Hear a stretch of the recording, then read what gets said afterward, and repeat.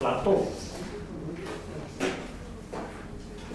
Y estábamos, diríamos así, encarando el tema de la política platónica. Ahí, con respecto a la idea que Platón se hace de la política, muchas discusiones con su pensamiento. Si él forjó con la República la situación de una ciudad ideal, si él hizo de la República una ciudad que significara en el orden del pensamiento político aquello que la idea de salud significa en el orden del pensamiento médico.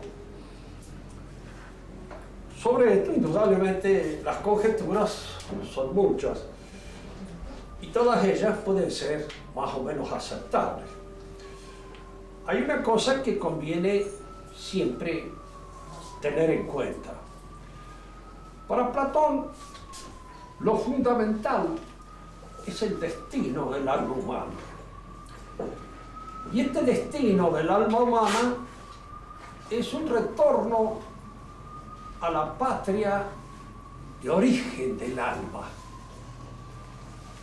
Nosotros estamos tentados de decir, si se nos preguntara qué entendía Platón por el hombre, qué suponía que era el alma, y estamos tentados por responder esto. Para Platón el hombre era un dios venido a menos, un espíritu puro. Su relación con el cuerpo era el resultado de un accidente provocado por esa caída ontológica del hombre, del alma, a relacionarse, a mezclarse con el cuerpo. De manera que hay siempre en el platonismo este dualismo casi insuperable. El alma y el cuerpo son dos realidades que se encuentran accidentalmente en relación, pero esa relación no es sustancial. No hay una sinergia vital, como la va a pensar con posterioridad Aristóteles. Entonces, el destino del hombre no se cumple en este mundo. Es un destino para un mundo ulterior. Si ustedes escuchan este pensamiento con una cierta atención, verán que indudablemente hay en él, y esto es lo que nos interesa destacar, muchas ideas que el cristianismo traerá en su revelación y que pertenecen al acervo tradicional de la religión primitiva y que en Platón están interpretadas de una manera no ortodoxa, pero que en alguna medida, diríamos, traducen ciertos principios, ciertos misterios, que la revelación en el futuro aclarará. Uno de esos es el de la caída del hombre. Para nosotros el hombre, cuando pierde el paraíso, el Edén original, indudablemente cae de una situación de integridad frente a Dios en una situación de menoscabo y de desfallecimiento como consecuencia de esta pérdida de los dones preternaturales que tenía el hombre en el paraíso. Esto, que es el misterio del pecado original, está en Platón, pero está visto, diríamos así, en una proyección más cósmica que antropológica. Explicámonos entonces. La caída, en el sentido cristiano del término, la pérdida de la situación paradisíaca, la pérdida del Edén, es una pérdida que afecta fundamentalmente al hombre. Y como el hombre es en alguna medida el rey de la creación, es el que está en esta creación dana, instalado como su rey, esta pérdida de la integridad del hombre repercute en la creación, conmueve el resto del universo creado. El hombre pierde su señorío sobre él mismo y pierde su señorío sobre los demás seres que dependían en alguna manera de ese señorío que él ejercía sobre él. La pérdida del señorío de sí mismo es una cosa que nosotros, todos los hombres, la podemos palpar vitalmente en nuestra experiencia cotidiana. Estamos desde ese momento librados al pecado, al error y a la miseria. A la miseria en el sentido físico del término, al error en todos los órdenes del conocimiento y al error moral, como consecuencia de las pasiones poco controladas que en nosotros afectan nuestra inteligencia. Y al pecado, como consecuencia de esa caída. Platón toma este misterio, pero lo ve en una proyección cósmica. El hombre cae, sí, como consecuencia de un pecado. Diríamos así, como consecuencia de una subversión contra los dioses. Platón es politeísta.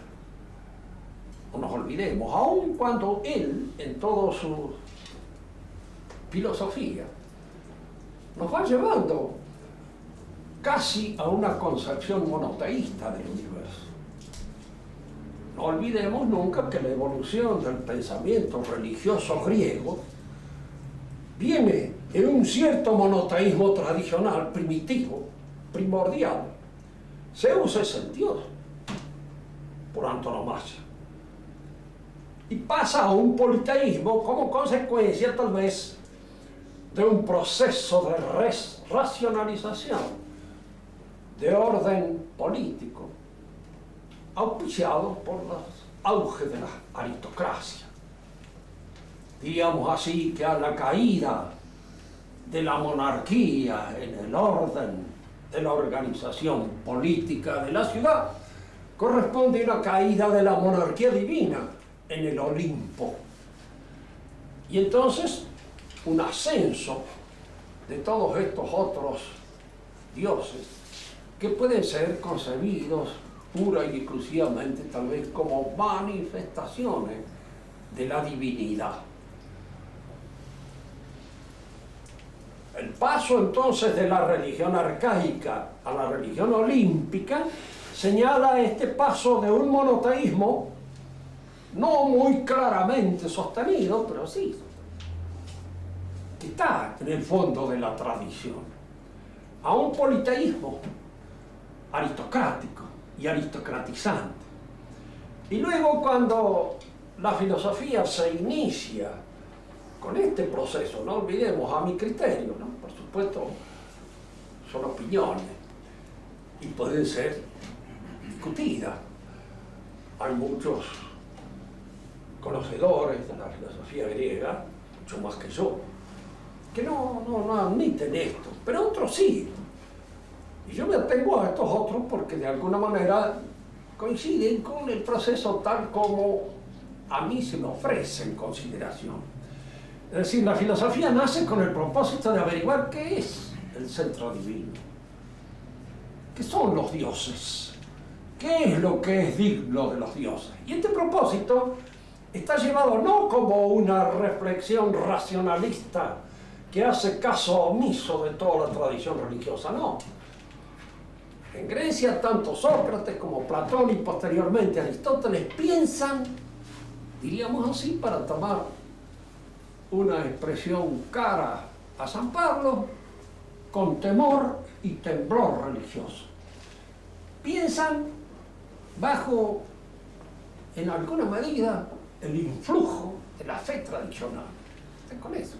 Y van buscando la clarificación del sentido de la divinidad que ha sido echado a perder por este proceso de racionalización que protagoniza la aristocracia política, sobre este politeísmo que antropomorfiza demasiado a los dioses, los convierte en hombres, son las proyecciones del hombre, con todas sus pasiones, con todos sus defectos, con todas sus luchas, con todas sus caídas. Y esto es lo que la filosofía trata de corregir. Pendiente saber esto. Para Platón, indudablemente, muchos de estos elementos tradicionales que están en la revelación primitiva y que afloran y aparecen a través de las tradiciones históricas en un pueblo, cambiando un poco, transformados en su contexto por la sugerencia de los teólogos poetas.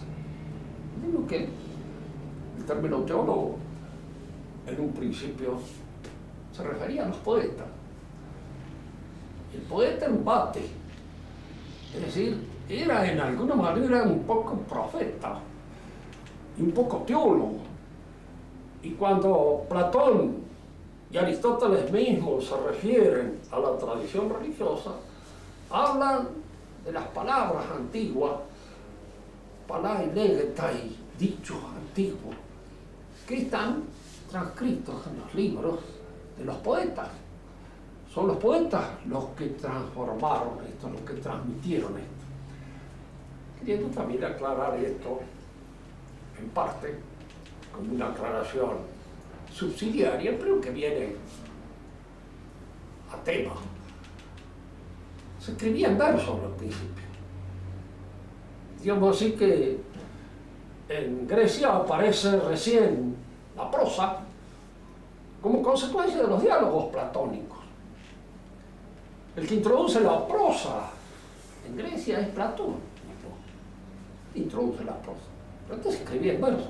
Y si se me preguntara por qué se escribía en verso, y probablemente se hablaba también en verso. Se escribía en verso por la razón de que era conveniente su retención memorística. Era conveniente retener de memoria las palabras. Ustedes recuerden, no tienen nada más que ir hacia el Evangelio y verán que está escrito en verso, en versículo, para ser recordado. Y nuestro Señor improvisa muchas veces sobre la base de ciertas estructuras sintácticas que son versificables, porque el objeto en esta oración, en este trabajo de enseñanza, es que retengan lo dicho y lo repitan, porque el hombre antiguo es un memorión fundamental, es el que recuerda. No hay cosas escritas a las cuales yo pueda recurrir, sino son muy pocos los que pueden recurrir a los escritos, pero está esta cosa en la memoria. Entonces los poetas antiguos, los poetas tradicionales, transmiten sus conocimientos en esos versos que han sido legados a la posteridad y de los cuales muchos de ellos, conocidos como puede ser la tradición órfica, fueron conocidos por supuesto por Platón y por todos los hombres cultos de la época que se formaban en el contacto con las tradiciones poéticas más venerables de su pueblo. Lo dijimos en una oportunidad acá y lo podemos repetir. Esa idea de que el hombre es un mono que progresa ha hecho que se inventen ahora cosas para leer que realmente parecen hechas para monos, no para hombres, en el sentido cabal del término. Los antiguos no tenían esa idea baja y ruin del hombre. De entrada lo alimentaban con lo mejor que producía su literatura, con eso. Y desde chico uno sabía esas cosas y las repetía con una mayor o menor conciencia, pero de alguna manera era lo mejor que se había pensado dentro de la tradición de su raza, lo que cada uno repetía en las enseñanzas que recibía. Fundamental esto para salir un poco al encuentro de que el hombre antiguo es un papanata, es un estúpido, el cual nosotros, los pobladores de estas ciudades técnicamente tan adelantadas, somos los dignos y, diríamos, inmejorable sucesor. Para Platón el hombre entonces ha caído, ha sufrido una caída, pero esta caída es más que antropológica, es más que humana, es una caída ontológica. Es una caída de la realidad espiritual en la materia. Entonces en el pensamiento de Platón aparecen aquí dos principios casi antagónicos.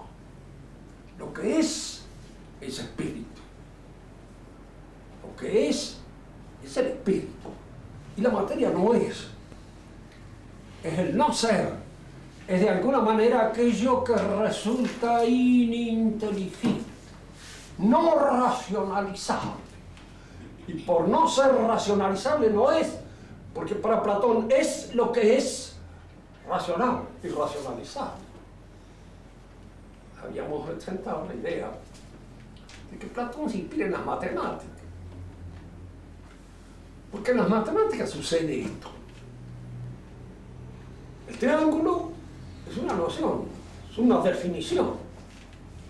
Superficie plana cerrada por tres líneas que se cortan en puntos llamados vértices. Nada más, eso es el triángulo.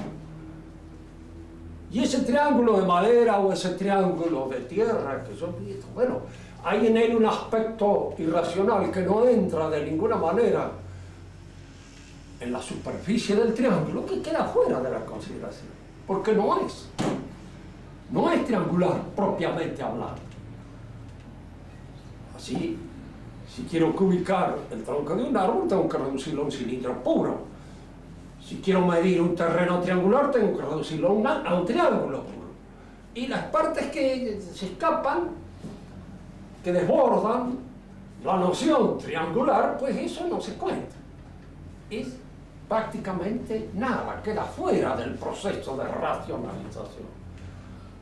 Entonces, Platón, que en este sentido obedece a esta mentalidad típicamente griega, para él lo que es lo racional. Y lo que no es racional, como la materia, no es. Entonces queda dentro de la consideración del no ser. La caída del hombre es una caída en el no ser de la materia, que está representado por su corporalidad. Entonces el destino del hombre ahora es, diríamos, desvincularse de las ataduras del cuerpo para alcanzar y lograr el retorno a la patria a la cual él pertenece, a la cual tiene que volver. Pero para volver a esa patria a la cual pertenece, él necesita de un esfuerzo mancomunado, solo no lo pasa. Capaz. Es el carácter intrínseco de la sociabilidad del hombre. El hombre es social por naturaleza. Este es un descubrimiento griego, pero es un descubrimiento que funda y afecta a todo el pensamiento griego. Por eso el hombre solo no se puede salvar, porque el hombre solo en primer lugar es imposible de comprender. Los griegos tienen una palabra muy fuerte que nosotros hemos heredado para señalar la condición solitaria del hombre. Es un idiota.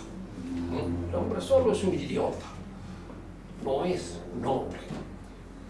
Entonces, para poder salvar al hombre, yo tengo que organizar la ciudad de modo tal que la ciudad no se convierta en un obstáculo de su salvación. Fíjense, vayan atando cabos, porque esto lo va a heredar el cristianismo dentro de otro contexto, dentro de otra mentalidad.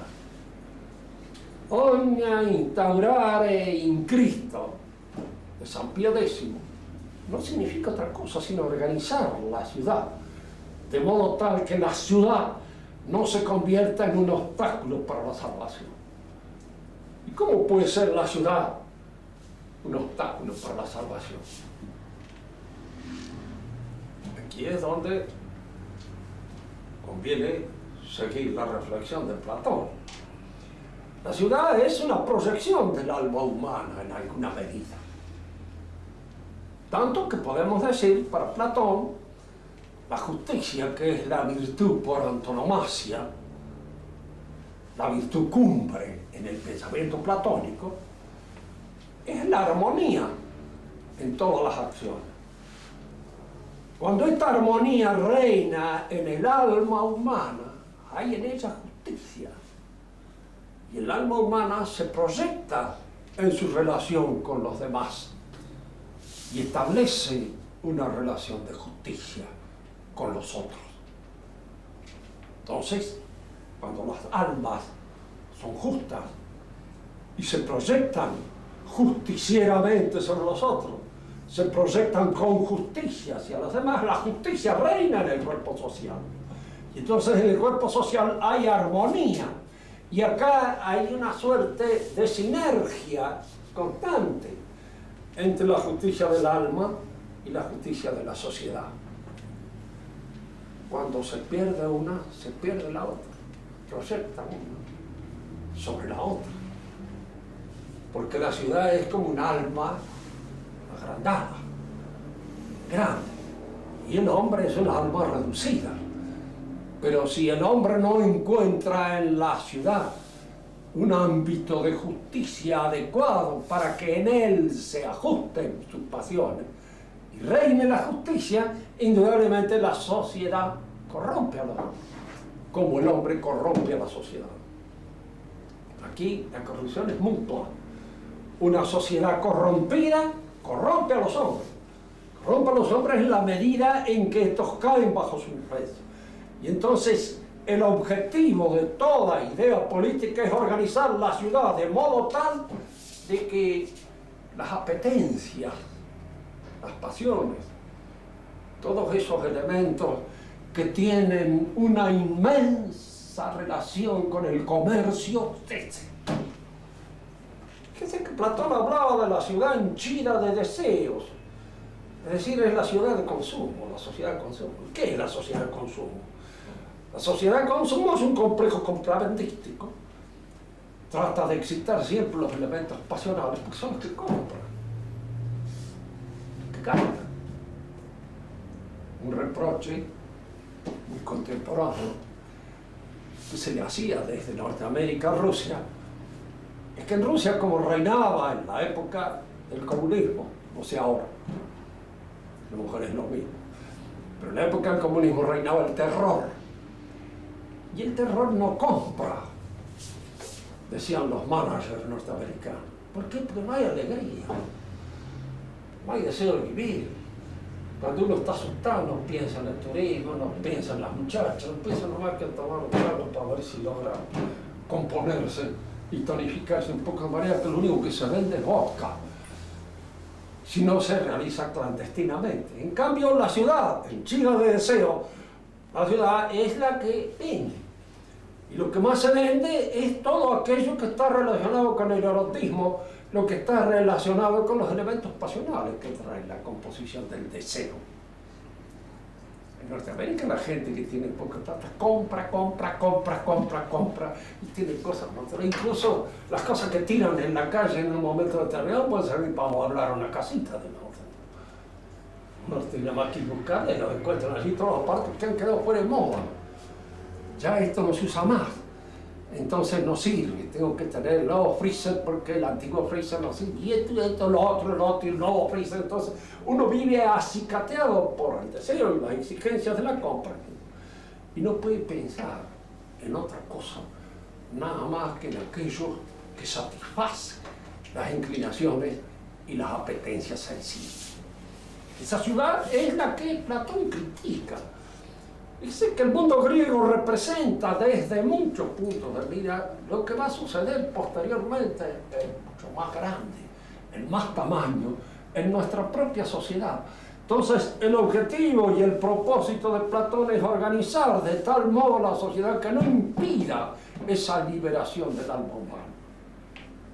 Y el alma humana se libera por los dos caminos que conducen a las ideas puras, el conocimiento, el saber, que Platón estudia en una serie de escalas progresivas, comenzando por la matemática y terminando por la dialéctica, que es aquella en la cual el hombre contempla. Pero claro, Platón se da cuenta y advierte, no todas las almas están en condiciones de realizar esta ejercitación del saber. porque en el platonismo, todavía aristocratizante y griego, se salvan los inteligentes. Y los imbéciles pues seguirán su camino, en alguna medida encarnando en otros bichos, a veces más repugnantes, menos repugnantes, porque él cree en la transmigración de las almas. Cosa que se vuelve a creer y está ahora a través de moda, en la New Age. De manera que no es difícil encontrar por ahí algunos libros que hablan de la transmigración de las almas como si esto fuera una verdad de fe. Platón cree. Y cree porque indudablemente las almas al final tendrán que recuperar su posición original a través de un largo periplo. Si ustedes lo escuchan con ojos cristianos, verán que todo eso es una especie de transposición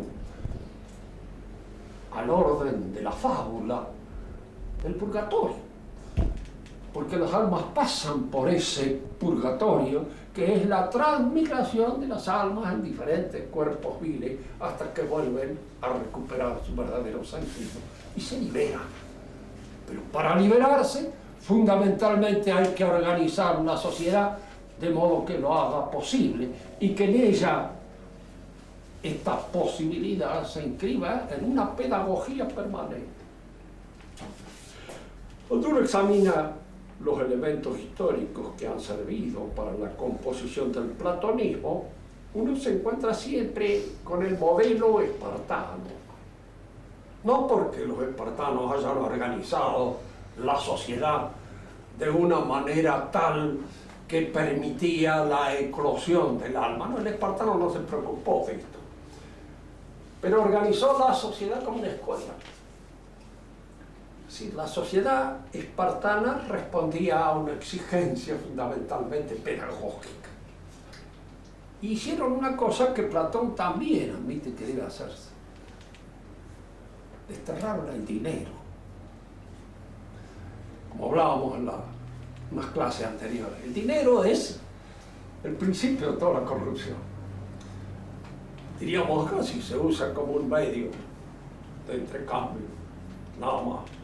Pero ahí está la tentación, que supone todo un poder inmenso de comprar y de tener cosas.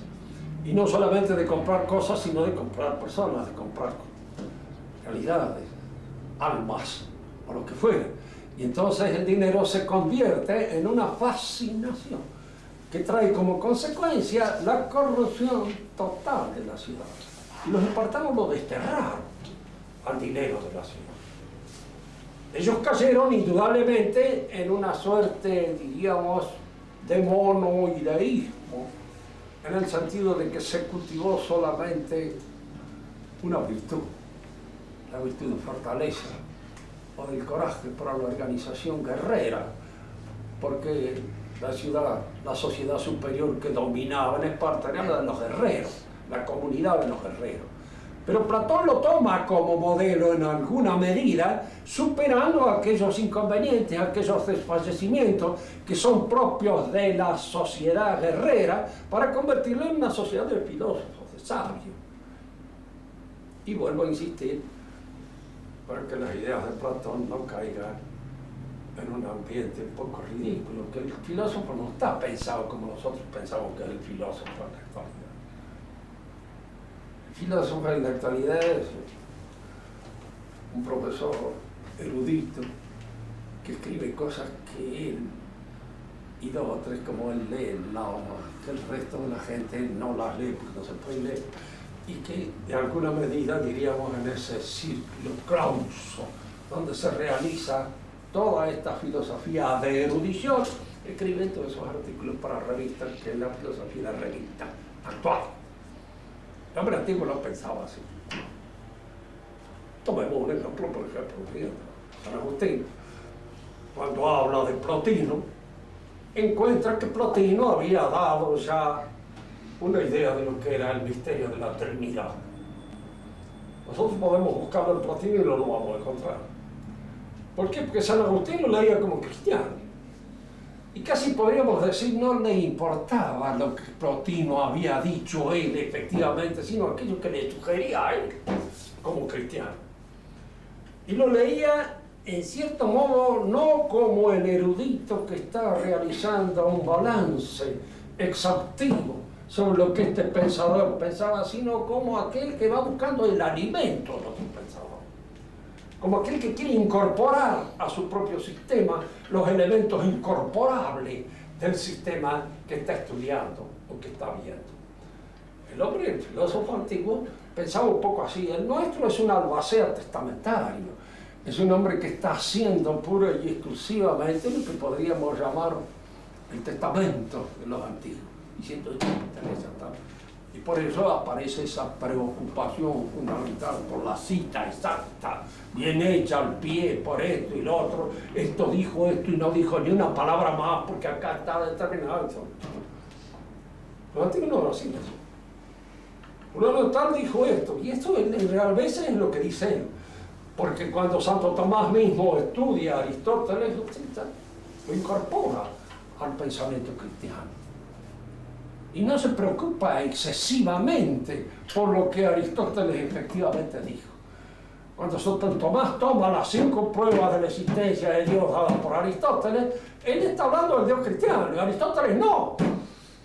Porque no era el Dios que concebía Aristóteles, tanto que es difícil en el pensamiento de Aristóteles saber si el Dios en el que piensa Aristóteles es trascendente o inmanente al universo.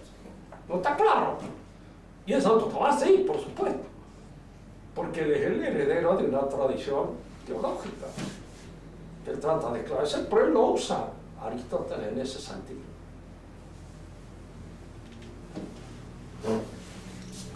Con Platón, diríamos así, la política entra en este terreno y se ascribe a lo escatológico, para emplear el término tal como lo decía el padre Castellani, que tenía razón.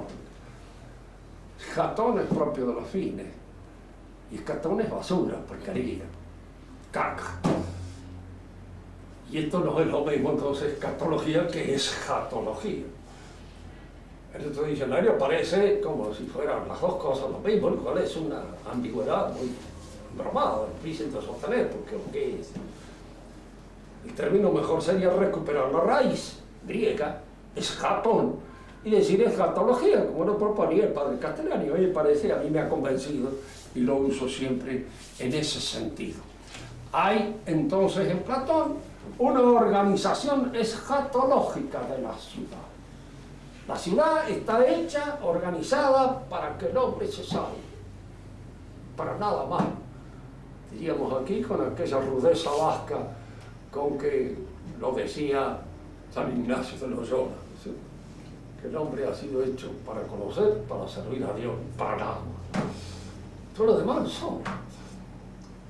Para Platón el hombre estaba hecho para organizar la ciudad de tal modo que allí se pudiera salvar.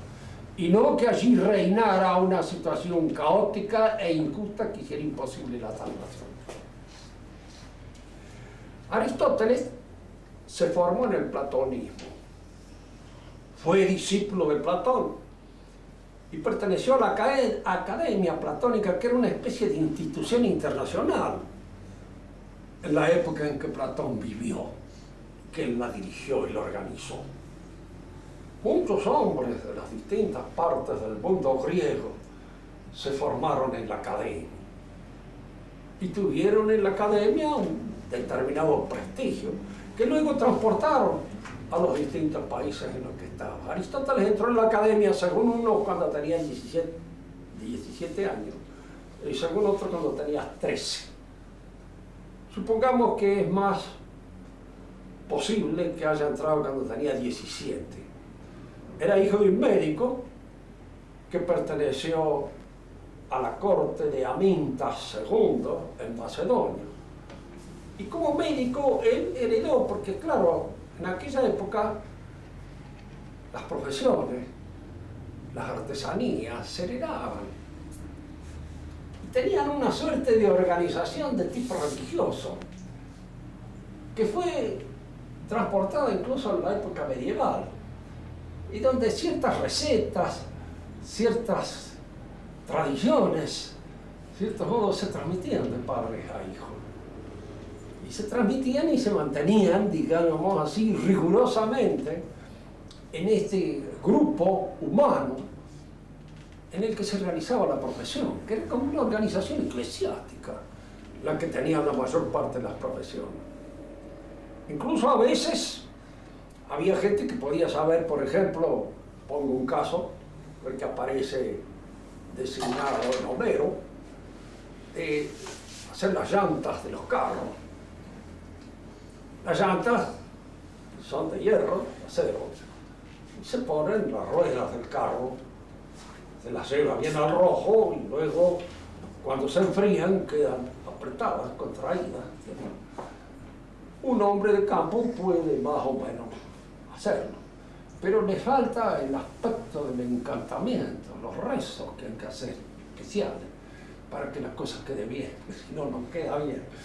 Y entonces había que recurrir al hombre que profesionalmente le correspondía hacer las llantas, porque él conocía el encantamiento, conocía el aspecto ritual de la realización de eso, porque era algo que él heredaba de sus padres, un poco como sucede con las curas de palabra. ¿Sí? Yo en el campo he oído decirlo, no sé si habrá visto, porque tampoco quiero inventar cosas. A mí me gustaría creer, porque cuanto más misterioso es el mundo, más me agrada. En ese sentido obedezco un poco a las inclinaciones del espíritu celta, que le gusta encontrar el misterio en todas partes.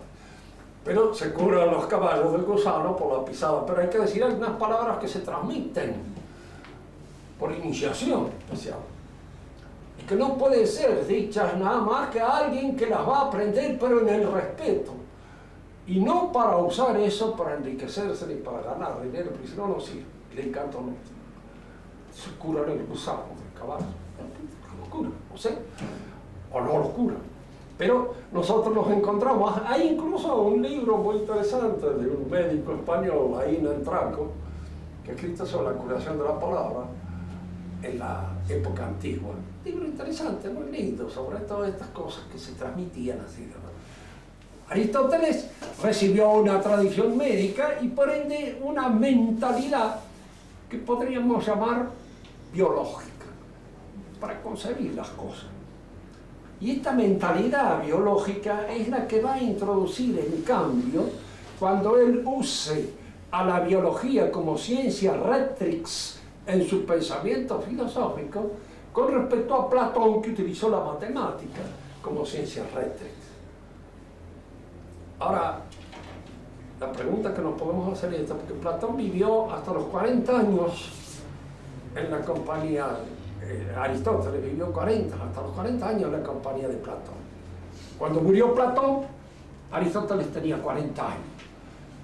Lo sucedió en la dirección de la academia a Platón, un sobrino de él, y a Aristóteles no le gustaba y se fue.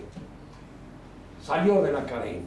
Y entonces anduvo 10 años en distintos países, en distintas latitudes, conoció distinta gente, y en esos viajes, en esos cambios, fue donde fue madurando poco a poco su pensamiento, que diferiría bastante del pensamiento de Platón. Vamos a dejar esbozada, para terminar hoy nuestra exposición, este pensamiento, cómo se inicia, cómo comienza. Habíamos dicho una cosa. Frente a la realidad, nos encontramos con que el punto de partida de todo saber es el ente físico. La res, la cosa sensible, visible. Eso es el punto de partida de nuestro conocimiento. Esto que yo estoy viendo. Y ahí parto. Ahora, es indudable que en mi contacto con la cosa conocida sucede una serie de intercambios, una serie de inmutaciones de la cosa hacia mí y de mí hacia la cosa, que provocan modificaciones. Así yo me hago una representación de la cosa. Conozco a un hombre y lo represento.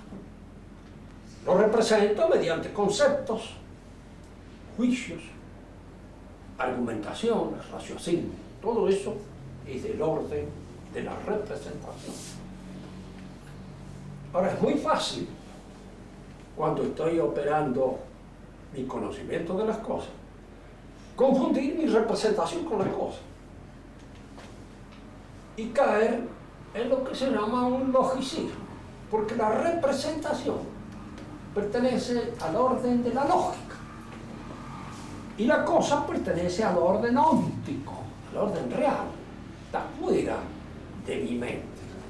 Mi representación no es la cosa. La pregunta que acá se haría entonces, ¿por qué mi representación? Si no es la cosa, ¿qué es? Pues pongamos por el momento que es la representación. Y que la representación establece una relación con la cosa, pero que tiene su propia economía, tiene su propia naturaleza, es distinta a la cosa. Yo no le puedo atribuir a la cosa algo que pertenece a la representación, porque si le atribuyo a la cosa algo que pertenece a la representación, logicizo la cosa, la convierto en lógica. Decía en una oportunidad un sacerdote jesuita, que yo lo fui a escuchar hace muchos años, que hablaba sobre la India. Yo lo he dicho muchas veces acá, pero no importa repetirlo, porque viene bien. Cuando le preguntaban qué es lo que le había llamado la atención a él en la filosofía hindú, él dijo: faltan 1000 años de escolástica. No distinguen. No distinguen lógico de ontológico, de psicológico, confunden.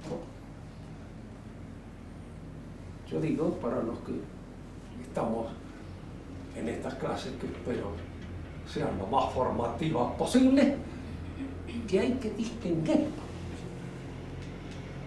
lo que pertenece a la lógica, lo que pertenece a la realidad, lo que es psicológico, etc. Y lo que no lo es. El acto de conocimiento siempre en el pensamiento tradicional escolástico es un acto espiritual. Para el pensamiento moderno es un acto psicológico. Veamos qué diferencia hay entre estas dos cosas. ¿Qué quiere decir que es un acto espiritual? Es un acto en el cual un espíritu, el mío, mi inteligencia, se pone en contacto con la inteligencia creadora a través de la cosa creada. Yo conozco, comprendo el sentido de la cosa porque penetro de alguna manera en la esencia, en la estructura inteligible de la cosa que está hecha, formada por la inteligencia divina. Por eso siempre el conocimiento es una participación en el conocimiento divino. Participación que en el mejor de los casos es adecuada, pero nunca es exhaustiva, nunca es creadora, como en el conocimiento de Dios. Digámoslo de otra manera para entenderlo mejor. Lo que yo soy realmente es aquello que Dios piensa que soy, no lo que yo pienso que soy. Pero en la medida en que lo que yo pienso que soy se arrima a la verdad, es en la medida en que se adecua a aquello que Dios piensa que soy yo. Nunca es exhaustivo, porque si yo pudiera pensar en usted de una manera exhaustiva y completa, yo lo estaría creando. Lo tendría en mi pensamiento y no lo tengo. Lo tengo a través de una participación. Y esa participación puede ser adecuada, pero nunca es exhaustiva, nunca es completa, nunca es creadora. Yo no lo creo a usted en mi acto de pensamiento. Si yo digo que el conocimiento es un acto psicológico, estoy diciendo que es un producto de mi psique. Como la bilis es un producto del hígado o de la vesícula. Igual, el conocimiento es un producto de la psique. ¿Hay algún pensador que ha sostenido esto? Kant. Más ni menos, Kant ha sostenido esto. Entonces, indudablemente lo que es difícil en una interpretación de esta naturaleza es explicar por qué diablo me equivoco. Cuando muchas veces conozco mal, ¿por qué me equivoco? Si siempre el conocimiento es un producto de la psique, siempre el conocimiento sería adecuado. Siempre sería bueno, pues sería un producto del conocimiento. Simplemente. Pero no lo es. Tiene que haber una adecuación con la cosa.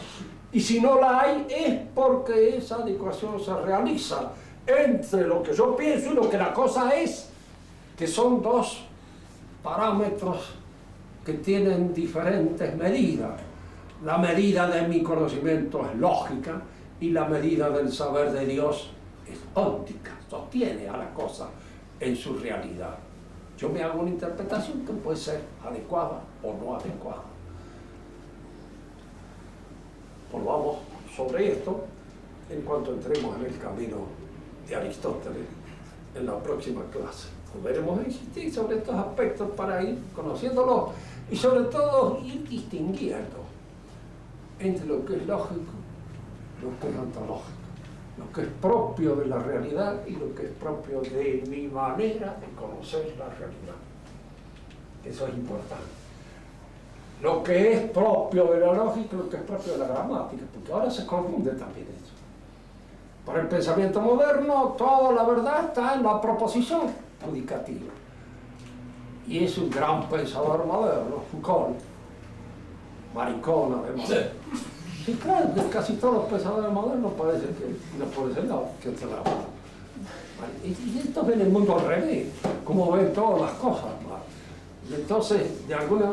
Claro, uno dirá, bueno, ¿por qué influye esto? Un pensador sí influye. Porque uno piensa con todo lo que es.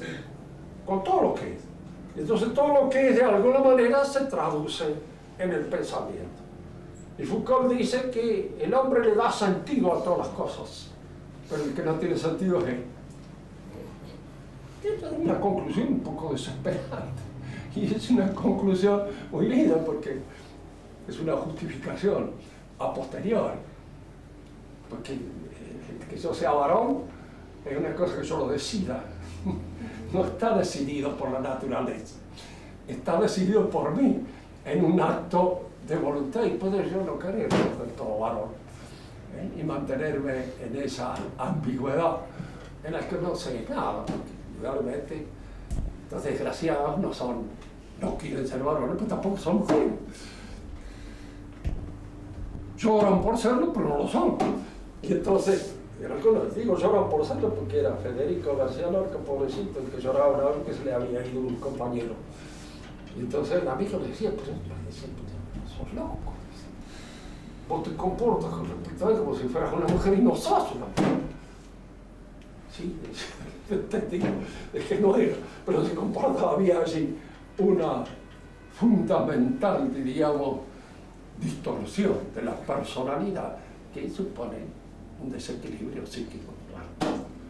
No soy psicólogo para poder determinar en qué consiste esa enfermedad, pero hay indudablemente algunas cosas que afectan, diríamos, la psicología del personaje. En la próxima clase hablaremos entonces de Aristóteles. Si quieren hacer alguna pregunta, aclarar algún aspecto, hagan las preguntas, porque es muy importante hacerlo. Animada, porque a veces uno se queda con la idea de que, quién sabe, a lo mejor piensa el profesor de que la pregunta es demasiado ingenua o qué sé yo, no quiero a veces piensan esas cosas. Ustedes piensen que tengo 40 años de profesor y que he escuchado muchísimos alumnos. Entonces, algunos eran ingenuos, pero otros no tanto. Y las preguntas indudablemente tienen sentido o no tienen sentido. Si tienen sentido, se responde. Profesor, en esa distinción entre lo psicológico y lo ontológico, lo psicológico ahí, ¿de qué naturaleza es? ¿No es espiritual también? Sería la distinción entonces entre psicológico y lógico. Lógico. Bueno, hay esto. Lo psíquico es una función que tiene relación, diríamos así, con el dinamismo propio del alma humana, en todo sentido. Así, por ejemplo, una representación puramente sensible de un árbol, la imagen sensible que yo tengo del árbol, o la imagen sensible que yo me hago del árbol, son productos psicológicos. Si yo miro al árbol y ese árbol se refleja en mi retina, indudablemente ese reflejo es una realidad psicológica. Si yo imagino un árbol y en esa imagen se representa en mi mente, yo también estoy haciendo una realidad psicológica. Pero la noción de árbol, el concepto de árbol, no está agotado en la imagen. No es la imagen. El concepto de árbol, si ustedes lo examinan, es universal, sirve para cualquier árbol y no para ese. La imagen está ligada a la percepción sensible, inmediata, a ese árbol. O al árbol que yo imagino, puede ser un árbol, puede ser un sauce, pero siempre es algo. Siempre tiene una representación imaginal determinada y relacionada con un árbol concreto. Pero la idea no. La idea es universal, abstracta, y se refiere a cualquier árbol. La representación entonces de la imagen es psicológica, pero la idea es lógica.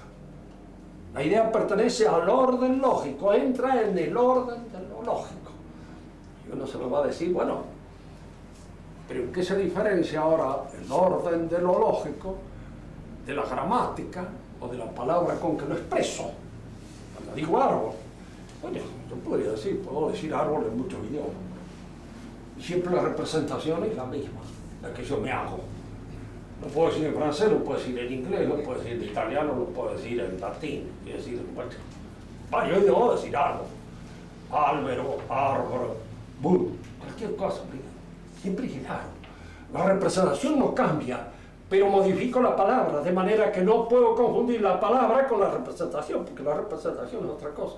Tanto que muchas veces tenemos un concepto un poco difícil, como puede ser este que estoy tratando yo de explicar, y lo puedo explicar de diferentes maneras. Y puedo volver sobre él y explicarlo con otras palabras, y explicarlo según otras ilustraciones, porque la representación es simplemente lo que podríamos llamar una significación mental referida a una realidad.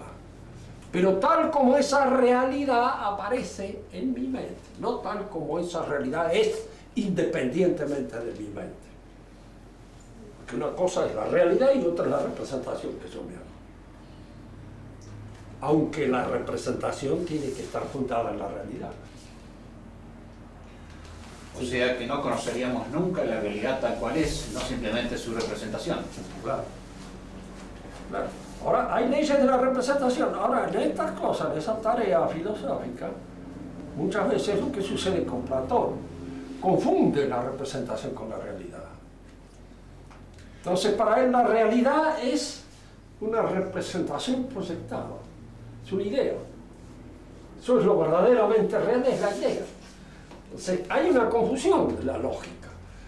En él la confusión es muy bien hecha, muy genial, porque tal vez es fina, pero es, de cualquier modo, es lo que le va a reprochar a Aristóteles, que él confunde y proyecta a la realidad lo que es propio de mi manera de entenderla.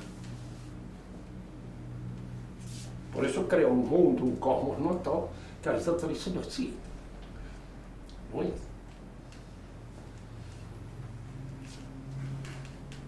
Profesor, ¿por qué este nivel de pensamiento se da solamente en Atenas, en Grecia, y ninguna otra cultura contemporánea?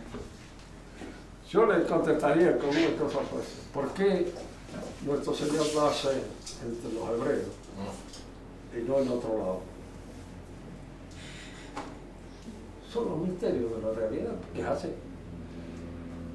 Fíjese que los atenienses, parece que desde el principio, cuando Atenas apenas era una aldehuela, ya tenían un culto a la diosa de la inteligencia. Es decir, hay como una elección de Dios. Y tú va a ser la patria de la inteligencia. Y Roma tiene un culto a Quirino, a Marte y a Júpiter, es decir, al dios de la guerra, de la organización y del derecho. Tres cosas que iban juntas: derecho, organización y guerra, porque incluso los romanos nunca fueron guerreros por lujo, lo fueron siempre por necesidad y por restauración de la organización y del derecho, que era lo que los preocupaba fundamentalmente. Y allí salió. Y no entre los otros lados. ¿Qué vamos a hacer? Uno a veces diría, bueno, podrían haber privilegiado las vírgenes de otros países y no una virgen hebrea que ha sido la madre de Dios. La encarnación se da en un lugar. Claro, pero, profesor, el grado de inteligencia está un poco repartido entre todos los pueblos. ¿El qué? Un cierto nivel de inteligencia, digo, está repartido entre toda la gente. ¿Por qué no se dio ni a forma aproximada esto? Sería así. Y no en otro, incluso en ninguna de las otras ciudades griegas. Ahí se dio. Ahora, los demás tienen inteligencia, sí. La prueba es de que, en fin, después hemos estudiado los griegos, lo hemos estudiado Platón, lo hemos estudiado Aristóteles y creemos que nos han servido para nuestra propia edificación. Pero allí nació. Ahí se surgió. Y ahí se hizo la filosofía, ahí se constituyó. Y después todo el occidente. Ahora nosotros vivimos en una época de una demisión del occidente cristiano. Una época de abandono de las posiciones. Dirían, porque claro, a un hombre le corresponde a veces realizar aquello para lo que de alguna manera ha sido destinado por vocación. Y eso es. Y hacerlo, con humildad si se quiere, pero hacerlo bien. El occidente fue hecho de alguna manera, la civilización a la que nosotros pertenecemos, es la civilización que nace con vocación ecuménica, mundialista, católica. Es ella la que va a unificar a todos los demás. Y ahora nace todo esto de las policulturas, etcétera, que es propio de todo este movimiento de la New Age. Todas las culturas son equivalentes.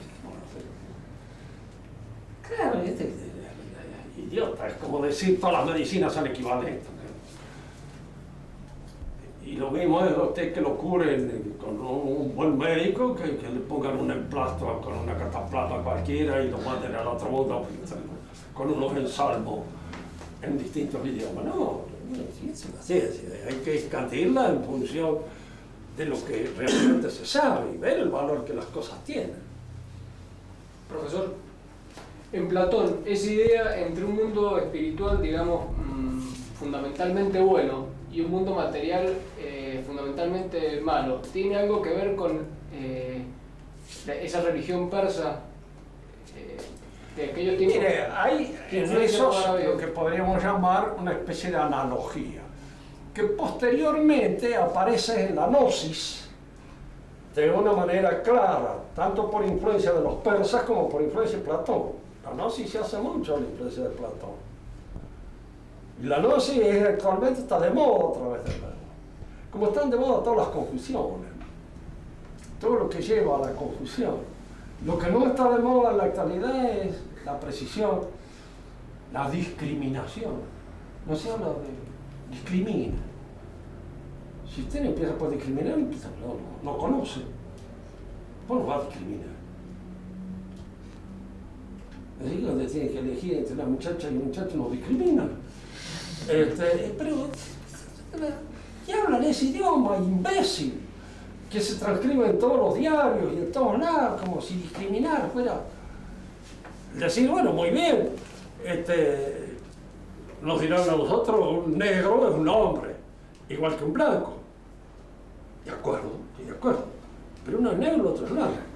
Claro, si no empiezo por notarlo, me voy a llevar por delante todos los colores que no caen dentro de lo que sea la discriminación.